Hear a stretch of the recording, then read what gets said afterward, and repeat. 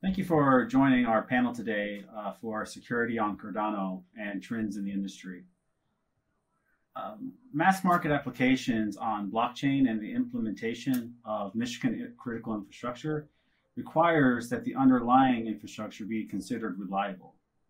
A core component of reliability is security, which is a broad topic that covers a range of activities. Today, I am happy to be with three distinguished members of the Cardano ecosystem, where we can talk more about how security is a defining part of commercial infrastructure. So we'll start with some general introductions. My name is Jeremy Furster, Head of Partnerships and Executive Officer of Cardano Foundation. And with us is Dr. Mircea, the CEO of CoinFirm. We have Mr. Charles Morgan, the head of cybersecurity at IOHK, and Mr. Mel McCann, head of technical integrations at Cardano Foundation. Dr. Mircea, would you like to start with a self-introduction? Thank you, Jeremy, and thank you for organizing this. I'm the CEO of CoinFirm. CoinFirm is a company in the blockchain analytics space. We provide software that detects any kind of illicit activity from money laundering to ransomware hacks to terrorist financing to human trafficking. If any of these illicit activities are supported by cryptocurrency transactions, activities, we detect that and we help all the participants in the ecosystem to see and stay away from this kind of players. We think that by shining light on what's going on in the 2% of the crypto activity that is not legal, we help the whole ecosystem grow and further the adoption of this exciting new technology. Thank you. And Charles Morgan? Thank you, Jeremy. My name is Charles Morgan. I'm the Director of Cybersecurity for IOHK.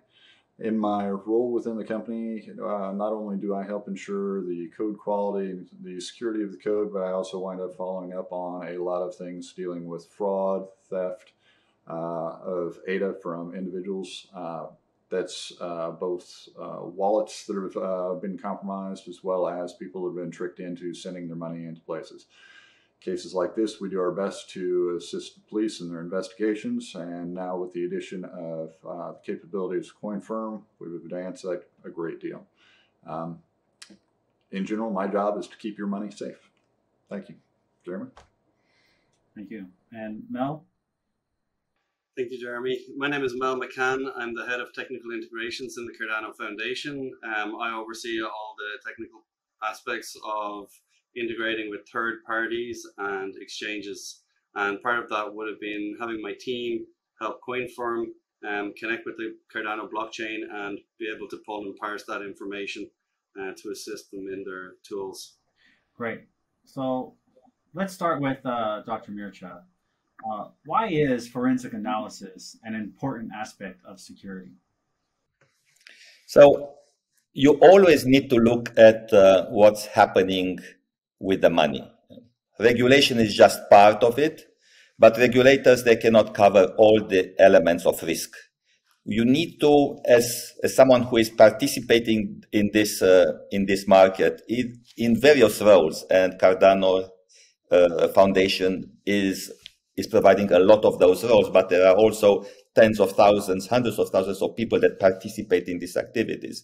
You need to know that this money, which is not fiat money, but it's still money, it has value, is not moving from or to participants that are part of illicit activities. You need to look at the overall risk of these activities, not only of a specific transaction, but all the addresses, and Charles has mentioned that addresses need to be known, and you need to have a look. You have to, as we call it, put the lights on it. And the blockchain technology allow us to do that. You cannot do that in the fiat world. It's actually much safer and a lot less risk if you use blockchain analytics in this space. Right. And so why would a company want to use CoinFirm for analysis compared to doing analysis themselves? Yeah, it's and we've had this discussion several times when, many times people say it's not rocket science. In this case, it is actually similar to rocket science. Crypto code is not easy code. Blockchain technology is not easy. Cardano has provided a brand new, difficult implementation. As they say when they show high performance cars on TV, and because they try to sell them, they say, don't try this at home. It's not easy to replicate and look at terabytes of data. CoinFirm looks at, we have collected a petabyte of data of all transactions, both legal and illicit, at thousands, tens of thousands of counterparties, millions of addresses, and on that 100 terabytes of active data, the code will come and will tell you within seconds if this is a problem or not.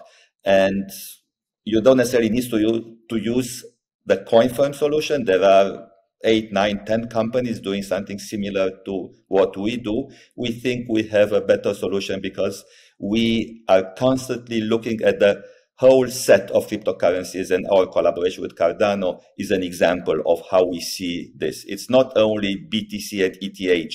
There are many other very successful cryptocurrencies. You have one of them, and we are happy to expand our coverage that helps everybody to your technology and platform. Yeah, forensic analysis is sometimes akin to know your token. But Mel, when we do have this KYT analysis, is this actually transforming the way a blockchain is structured? No, Jeremy, not at all. Obviously, the blockchain is immutable and nothing is going to change there. However, you have this open information that's then fed into these tools. And it comes back to what we were saying earlier. So why can't someone just, spin up Rosetta or GraphQL and pull the information themselves? I think it's the years of experience and the complex algorithms that are used to, trigger indicators. That's the real key here for companies like CoinFirm, and also the supporting data that they have. And by supporting data, I mean, tracking dark web forums, identifying addresses on them, identifying addresses in scams. And yeah, it's not a trivial thing to do at all. And Cardano itself is somewhat complicated as a blockchain, particularly related to the rewards mechanism and the way we do that. So you need to be an expert, and that's why we work so closely with CoinFirm and making sure that they understand everything they need to do. Great. And so for Charles, what are some of the ongoing industry problems that we experience with Cardano that forensic analysis is needed? We routinely get quite a few different things. One of the most prevalent items right now that I see on a daily basis that we combat is fraudulent websites that are offering, for lack of a better way to phrase it, a giveaway. Please send me, the site's advertised, please send me, your Cardano and I'll double it and give it back. And it's got a picture of somebody like Charles Hoskinson on there, saying, hey, I just want to help out the community in adoption. We don't do any of that. Those are all frauds. So we find a lot of individuals that will literally send in almost their life savings that they've had tied up in Cardano into those. The other piece that we see is people that lose control of the recovery passphrase, or they lose a device that has access to their wallet, and all their funds go missing. So both those items are the big ticket items that we see right now from Cardano's standpoint that requires some sort of forensic investigations to hopefully help those individuals be able to recover those funds. From a money laundering side, I personally have not seen a big requirement for that yet, but now that Cardano's ranked number 3 in the world, there's no doubt it's being used, and tools like CoinFirm are absolutely invaluable to making sure that we can get that stopped as quickly as possible. And there are two areas, yeah, that will put this this space into the visibility framework. The first one is look at addresses, and that looks at the history. If a specific address or a collection of addresses that are linked to one entity have in the past been involved in nefarious illicit activities, that's one angle, and that will where you try to prevent doing further future business with someone that owns an address that has been involved in this kind of activities. This is not forensic. This is looking at the history. It's almost looking at the track record. Yeah. If I use a law enforcement terminology, this is the kind of things that the police would know about you. Yeah, you have a track record of breaking the law. That's one angle. The second one is the forensic that you talked about, Jeremy, and Charles as well, which is after something happened, there is a ransomware attack and someone paid, you can track where did that money go. And of course, the players that are engaging in this kind of activities, they use all kinds of techniques. And I'm getting back to, it is similar to rocket science because it's not easy to uncover those schemes and use the algorithms to detect through forensics where is the money going, who benefits in the end from this stolen money or from money laundering or from terrorist financing and so on. And using the data from forensic analysis. So law enforcement is part of the ecosystem. There are several pieces. The first one is the party that has lost the money, and there are people that had one token stolen. There are people that have thousands of tokens stolen, and they are part of this. The next step would be, and it's part of how this process works, is to identify the actual part of the stolen money, and this is where a company like CoinFirm will come into place, and we are currently working with a collection of cases to look at all this data and provide the evidence. Now, of course, that evidence needs to go to law enforcement, and once it goes into law enforcement, it can go into litigation, it can go in front of judges, and after that, money needs to be recovered. So it's a longer process, but it starts with knowing exactly what happened. And the first step that a technology like CoinFirm can provide is almost real-time triggers. We are even at the point of sending an automated email to an exchange saying the money that was stolen from X ended up in this account that you sure know who has that. And after that, of course, law enforcement needs to take care of it. That's not something that we do, but we have all the data. And in the fiat world, this is almost impossible. And I'm using almost in a nice way. It is impossible. As Mel has said, everything is in the public ledger. Yeah, the whole history. You cannot undo it. Yeah. Mm-hmm. And I think that's an important thing to point out as well to the community.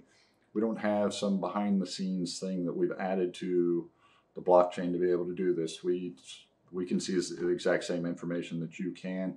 It is the learning algorithms and everything else that CoinFirm has put on top of that that's been able to help identify those trends and those items. And then good tight partnerships with the exchanges to be able to identify the owners. Are there any other misconceptions, Charles, about forensic analysis? I think in general, there's a little bit of misunderstanding about what our capabilities are with the Cardano blockchain, because I do believe at times that there's parts of the community and law enforcement that believes that there's more to the blockchain than what they can see online, that there's some secret access that we have to the back end of it. A lot of people believe that we have access to IP addresses as far as where transfers originated and ended. We do not. They think that we have, other ways of being able to pull back those funds, automatically by issuing some specific command to the blockchain. We don't. There's times that I kind of wish we do when I hear one of the cases, where somebody has lost 100,000 ADA, that's a huge amount. Of the thefts that I've seen in the 3 years that I've been with IOHK, the highest I've seen was about 7.5 million ADA. And the lowest I've seen is about, 15, 16 ADA. At the end of the day, that all matters to those people. So really just trying to help the community understand that we have the same access to the blockchain that they do. We don't have any special capabilities. Now with the addition of what CoinFirm can do for us to help us identify owners of those wallets, that gives us the ability to assist those police investigations further, where the chance for recovery of funds is much better than we ever had before. Before, we could generate a trace that kind of gave a chronological trace of where the money went and when we would expect that it got to an exchange wallet based on the volume of that wallet address. And that was the best we could do. And then it was up to the police, which was nigh impossible for them to track down the exchange that owned that address and then get that information. Yeah. There is a significant misconception that we are facing on a daily basis. I don't know, 150 years ago, money was moved across the US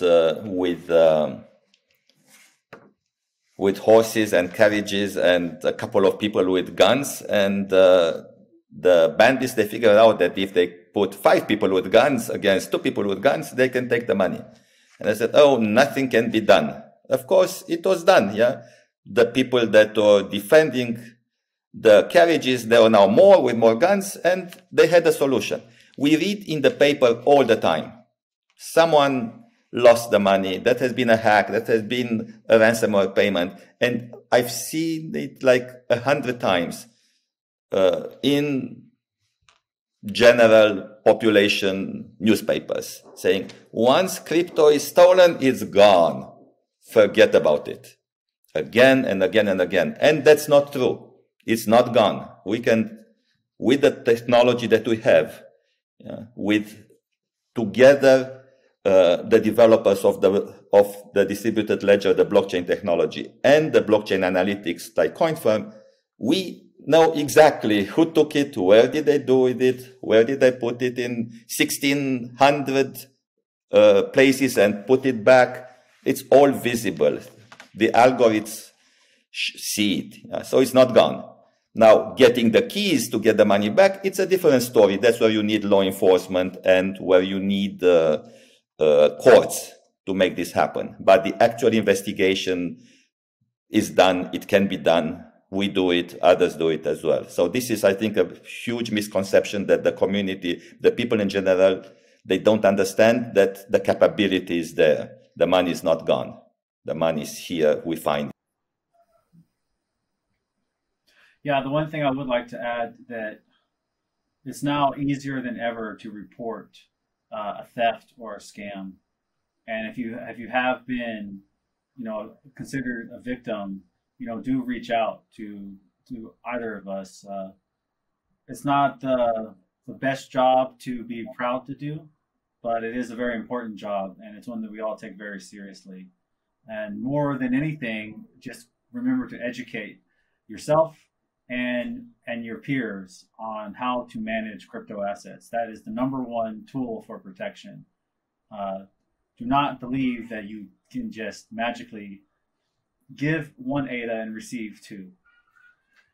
So I think at this point, we can now transition to the next segment and talk about... Can I add one thing, Jeremy, just on exchanges? Yes. So I think misunderstanding about exchanges using AML tools like this is out there. And why do they have to? I mean, they are businesses and they need to comply with regulations. And it's very important for them for them to keep running, that they have to comply with the regulations in their local jurisdiction. So the tools that CoinFirm provide, they help these businesses stay, regulated and stay compliant. And I think that's a really important thing to understand, that if we don't start looking at tools like this, well then we won't have exchanges, or they'll all be pushed to the edge. Yeah, yeah. And this is a very important point, because the regulators are trying to help in the end. Yeah, they are not doing it for the purpose of regulation. The purpose of regulation is to reduce risk. And everybody should care about doing business with, thieves. Yeah? You don't want to do business with them. And if you don't use tools like ours, you don't know who you are doing business with. Yeah? Regulators are trying to enforce a common standard, and the common standard will allow everybody, the whole ecosystem, to grow, because we are trying to get out of all the illicit activities, or at least catch them. Not all of it, nothing can be 100%, but significantly better than what's possible without that kind of visibility. I think that's this is now a good segue to my second point for general due diligence for governance and for enterprises, is understanding the level of code reliability. So Charles, Cardano is based off of peer-reviewed academic research, which states the formal specifications to make a provably secure blockchain. Does that mean that directly the source code of Cardano is 100% secure and error-free? No, but we do everything we can to make sure that happens. That starts off with a continuous internal audit that we do with a handful of individuals that do nothing more than verify that those formal specifications that were written have been implemented in the code correctly. After that point, we go and we actually do internal audits. The security team itself does its internal audits for all the minor releases that we're doing on a piece of software or any of the components of the Cardano ecosystem. And then anytime that we're going to do a major release, we actually go out and we secure an external third-party audit for those. The idea is that by the time that we get to an external audit, we really aren't expecting them to find much. They do, because they're fantastic and brilliant, and that's what they're getting paid big money for. We take those, we remediate those, then we release all that information to the public. Part of that is transparency, making sure that they see the steps that we go through to try and make sure that what they're putting on their machines, putting their money into, running the system on, is as secure as it can be. And then on top of that, Cardano Foundation has just kicked off a new initiative, which has been a long time coming, and I'm happy to see, and Mel's going to talk about that. Thanks, Charles. Yeah, we kicked off a bug bounty program recently, and it went, it's open to the public. You have to register with HackerOne. But it's very important to understand why you would do something like that. Charles just described a long litany of different auditing and, security checks and the whole lot. Why would you need a bug bounty program on top of that? It actually complements everything that Charles said. So it does, and it opens it up to different talent, and it opens it up to people with different ways of looking at security. So, for example, we have now opened up our bug bounty program to millions of hackers, and that's an amazing thing, to have people being able to assess your software and help benefit Cardano and improve the code security. So yeah, with an audit, you don't have access. You have access to a talented team who are pretty elite, but it's not the people that are going to find the weird quirky bugs. And something else about the bug bounty program, one of the big benefits as well as it really incentivizes what we call responsible disclosure. So when one of these hackers does find a bug, they report it, through the proper portals, through HackerOne, and their entire purpose behind doing this is they want to get paid for the work that they've done, for whatever they've discovered. So depending on the severity of the bug that they found, if it's verified, they get a sliding scale as a reward for finding that and reporting it. For us, we get that information before anybody else finds out about it, and we're able to make those patches remediate to make sure that any issues have been wiped out, basically, that, you know, it's no longer an issue. Then we'll actually release both the bug report from that hacker so that they get credit for what they found, they get paid, and there's already a patch out in the or publicly available so that everybody knows that what they've got and they're running today is still secure. In terms of safety, one of the values that I see with the bug bounty program versus an internal QA team is that you have an industry standard for risk scoring with bug bounty programs. So the way that the bugs and potential vulnerabilities are reviewed in these programs are looked upon in a different way than normally an internal team may judge something, whether that be a certain preference for writing codes or an attitude towards a potential risk. So collectively, this provides somewhat of a 360-degree protection and overall analysis that the code base is in fact secure and stable for mass market scalability. So speaking of mass market scalability, I think that with that, there is always then an additional increase in the needs for cybersecurity protection and the needs for forensic analysis. So I think now it'll be great to just open this up for general comments on industry trends related to security and forensic analysis. So for CoinFirm, what are the general trends that you see for forensic analysis in terms of opening up regulated markets for cryptocurrencies? We see more and more regulation, and we see an evolving of an understanding of the value of regulation, coming both from the crypto ecosystem and from the regulators themselves. Because initially it was, and it still is in some jurisdictions, a very adversarial relationship. The regulators will ban crypto. Yeah. I'm distributing copies of my book that says how to ban crypto in 21 steps. Step number 1, you can't. Yeah.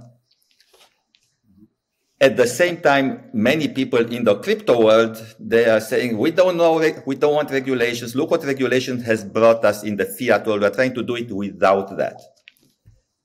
The understanding is evolving. Each time we see a regulation being discussed or being described or being put into law, we see that as very bullish for our prospects and for our industry.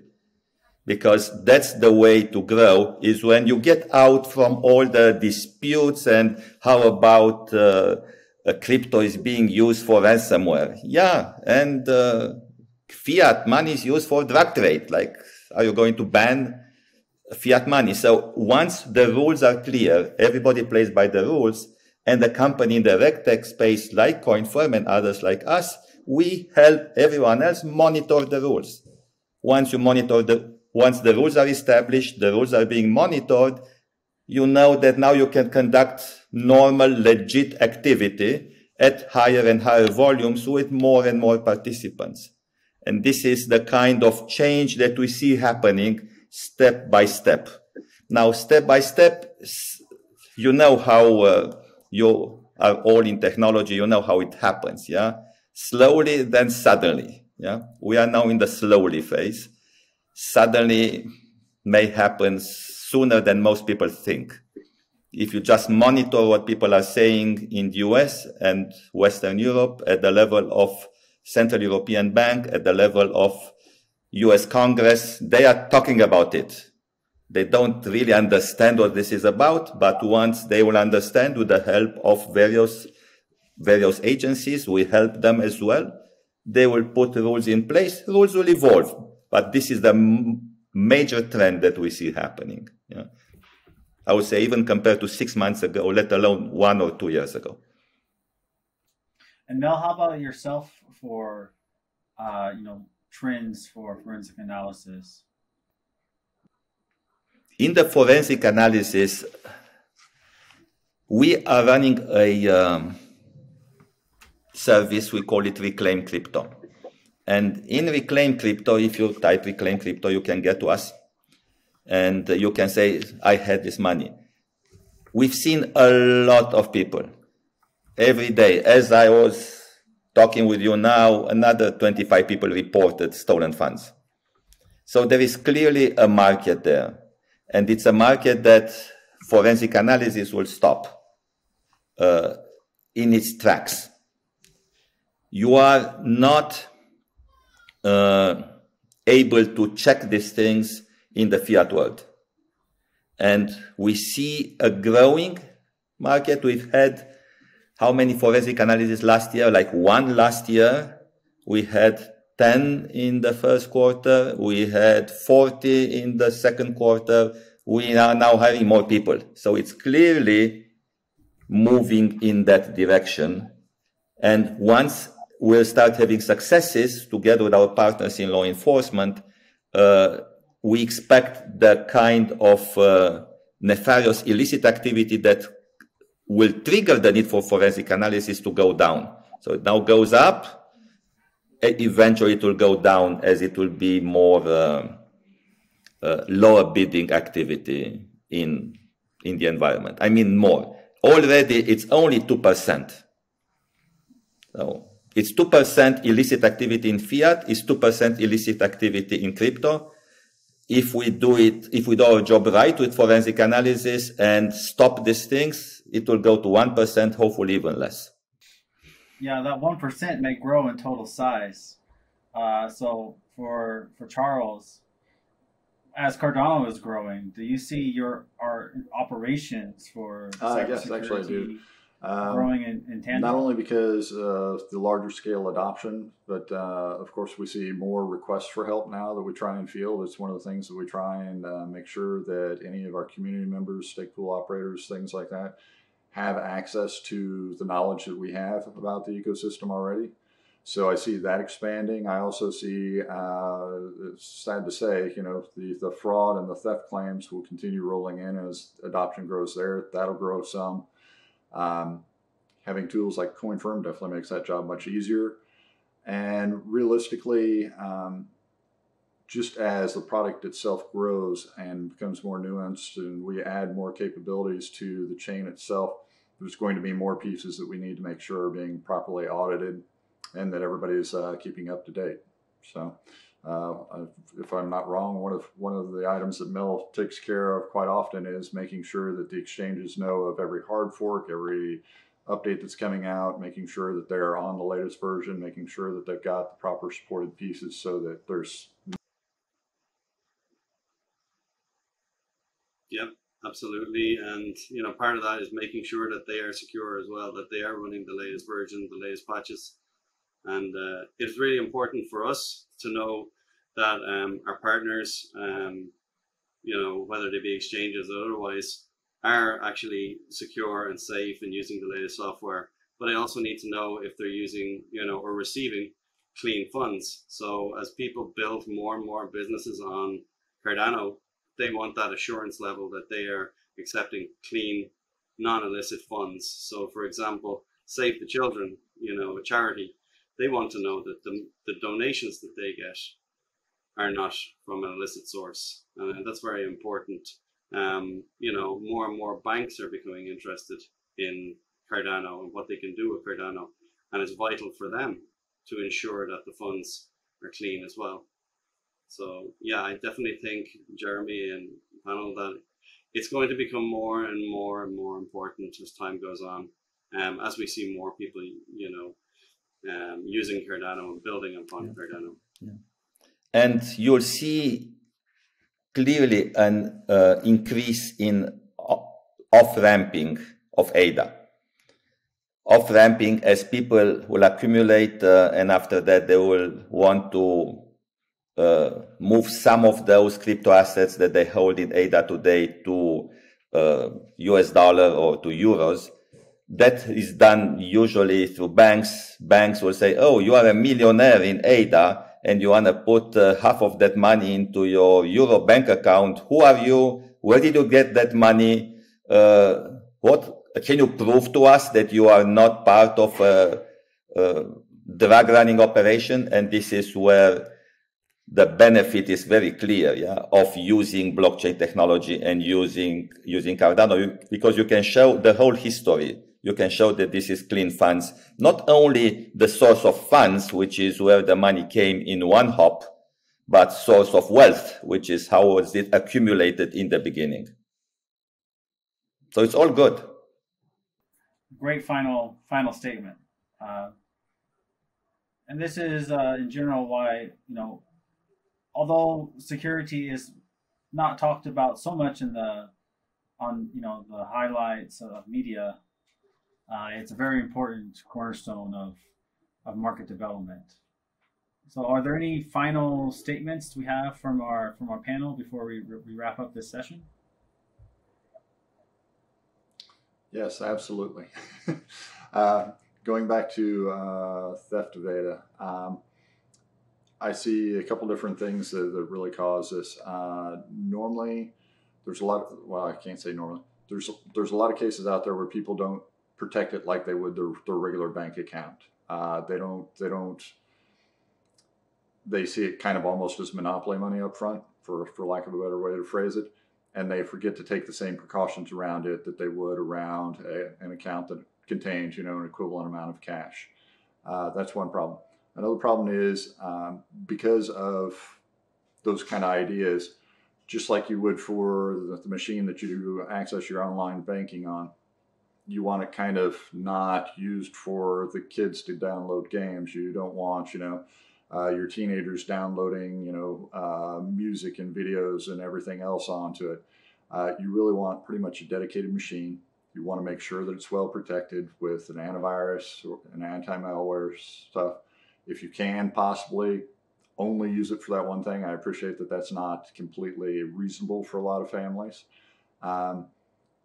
Just remember that that is real money and it's growing. It's growing at an exceptional rate, especially right now. Like I said, Cardano ranked number 3 in the world. The value that a lot of people that were early adopters have seen now that are in their accounts is massive compared to what it was. Just remember that, protect it, make sure you keep that passphrase, your recovery passphrase, in a safe somewhere or a deposit box that nobody can get to. If anybody can get to that, your money is gone. They don't have to have access to your machine. If you have to take your machine in or have a service tech or somebody else that you don't know and trust on your machine, make sure that you're completely logged out of your, Daedalus wallet, your Binance wallet, whatever you might have had open. Make sure all that stuff is cleared off your machine if possible before you take it in. And outside of that, just remember, it's harder than you think to get those funds back if they disappear. Yeah. And very quickly from me, we are very happy at CoinFirm that we are working with the Cardano Foundation, and we are happy to help and assist to increase not necessarily your regulatory posture, but your risk management posture, being able to reduce risk for your community. And this is where we are happy that we have a meeting of minds and we see moving the whole field, the whole ecosystem in a less risk area, better security, weeding out the scams, illicit activities, and all that together. And from my side, from the foundation side, we see value in this and we want to protect our ADA holders. And that's why we want to protect businesses that build upon Cardano. And that's why we place so much emphasis and value on the security and the anti-money laundering software and CoinFirm and Charles Morgan and IOHK. It's a collaborative effort to try and combat these scams, and we're going to keep trying hard. Yeah, and in addition to additional resources for forensic analysis, we will also continue to support, further security audits and expanding the bug bounty program for our total commitment to security as a number one priority that we have. So with that, I'd like to thank our panel today for joining us. Mel, Charles, and Dr. Mircea. Great to have you here and great to have you at the summit. So thank you very much. Thank you for organizing. Great being here. Thank you. Thanks, Jeremy.